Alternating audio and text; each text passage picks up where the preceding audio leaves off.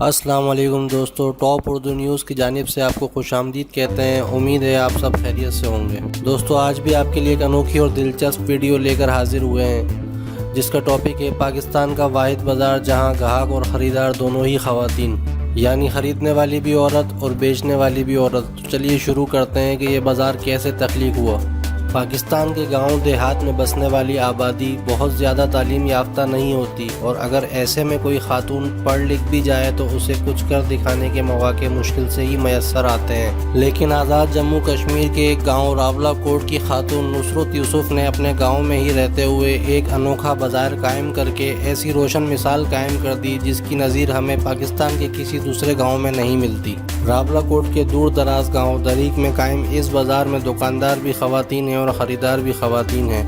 کیسے قائم کیا گیا یہ انوکھا اور منفرد بازار، آئیے اس رپورٹ میں جانتے ہیں۔ راولہ کوٹ کی نصرت یوسف ایک مقامی غیر سرکاری تنظیم چلاتی ہیں، اور مقامی خواتین بالخصوص خواتین تاجروں کو تحریک دینے میں ان کا اہم کردار ہے۔ نصرت یوسف پڑھی لکھی تھیں اور ایک اسکول میں ٹیچر تھیں، لیکن اس دور دراز گاؤں دریک میں ان کے خیال میں انہیں ان کی قابلیت اور تعلیمی اہلیت کے مطابق اجرت نہیں ملتی تھی۔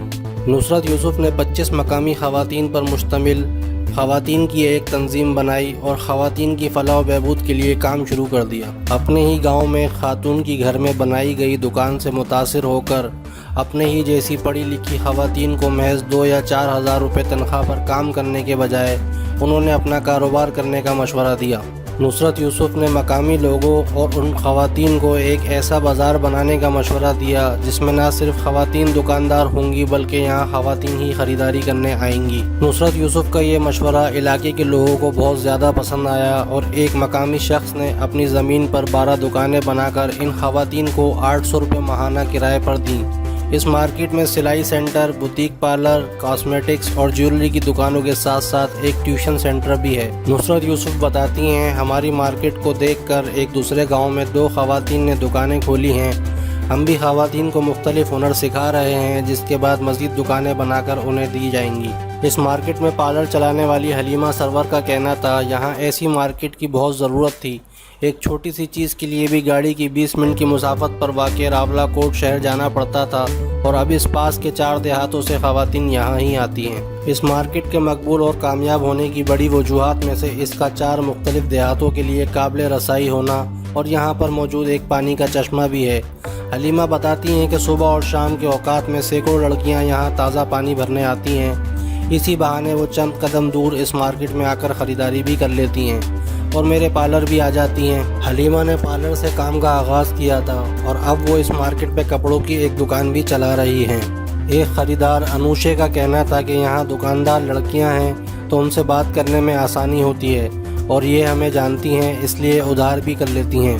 کاسمیٹکس اور جیولری کی دکان چلانے والی نبیلہ خانم نے گو کے بغیر تجربے کے کام شروع کیا، لیکن یہ 4 سال کے طویل عرصے کے بعد اب وہ کافی منجھی ہوئی دکاندار محسوس ہوتی ہیں۔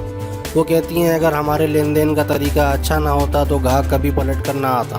نبیلہ خانم کہتی ہیں کہ ان کے بھائی اور والد نے ان پر اعتماد کر کے ان پر سرمایہ کاری کی۔